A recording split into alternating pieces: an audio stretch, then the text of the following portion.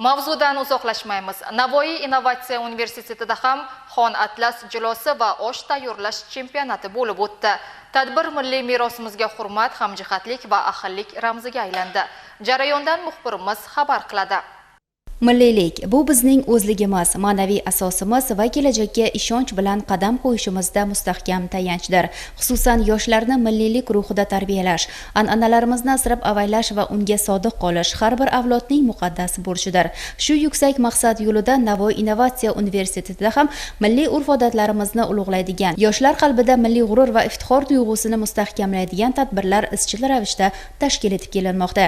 Ushbu tadbir talabalar va o'qituvchilar o'rtasida milliylik va milliy ruhni yuksaltirish, jamoada birlik va hamjihatlikni mustahkamlash maqsadida tashkil etildi.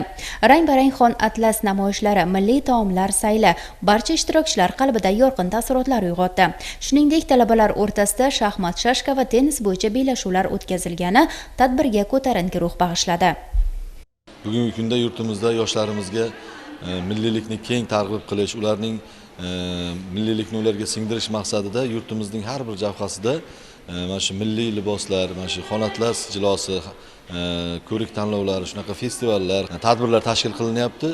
Shu munosabat bilan biz ham Navoiy Innovatsiyalar universiteti ham bugungi kunda Xon Atlas jilosi hamda osh festivalini tashkil qilganmiz. Bu professor o'qituvchilar hamda ishchi xodimlar o'rtasida tashkil qilindi va o'sha osh festivalida mana shu professor o'qituvchilarni hamda xodimlarni bir-biriga bo'lgan mehr oqibati, ularni jipslash maqsadida xodimlarning bir-biriga bo'lgan oqibatlarini, o'sha ish jarayonlarida bir-biriga bo'lgan munosabatlarni yanada yaxshilash maqsadida, mustahkamlash maqsadida bu tadbirlar olib borilyapti. Milliyligimizni keng singdirish maqsadida bundan keyin ham bunaqa tadbirlar yana keng olib boriladi.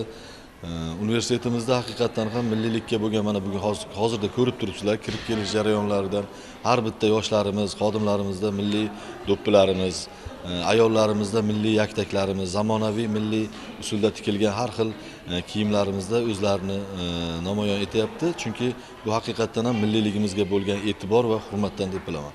Osh chempionatida universitet xodimlaridan iborat jamoalar mahorat bilan o'z taomlarini tayyorlashda bellashdilar. Har bir jamoa milliy osh tayyorlashning o'ziga xos sirlarini namoyish etdilar. Bizni universitetimiz o'zi tashkil bo'lganiga 3 yil bo'lgan bo'lsa ham, yosh bo'lishiga qaramay ko'p an'analar namoyon bo'lyapti. Masalan, Xon Atlas festivali bugungi kunga tashkil qilingan. Mana osh chempionatlari o'qituvchi xodimlar o'rtasida. Bu uchun rahbariyatimizga o'z minnatdorchiligimizni bildiramiz. Bunaqa an'analar talabalarimiz o'rtasida ham tashkil qilingan. Xudo xolasa keyingi hafta shu bugungi Xon Atlas festivali va osh chempionati talabalarimiz o'rtasida ham bo'ladi. Bu tadbir hozir masalan o'quv yili boshlanishiga to'g'ri kelib qoldi. Bu ham bir o'qituvchi xodimlarga, talabalarga bir ko'tarinki ruh, milliy qadriyatlarni namoyon qilish hissini namoyon qilyapti. Bellashuv yakunida tayyorlangan taomlar hakamlar tomonidan baholandi. G'olib va sovrindorlar aniqlanishi kutilgan bo'lsa-da, ishtirokchilarning mahorati birdek yuqori baholanib, do'stlik g'alaba qozondi.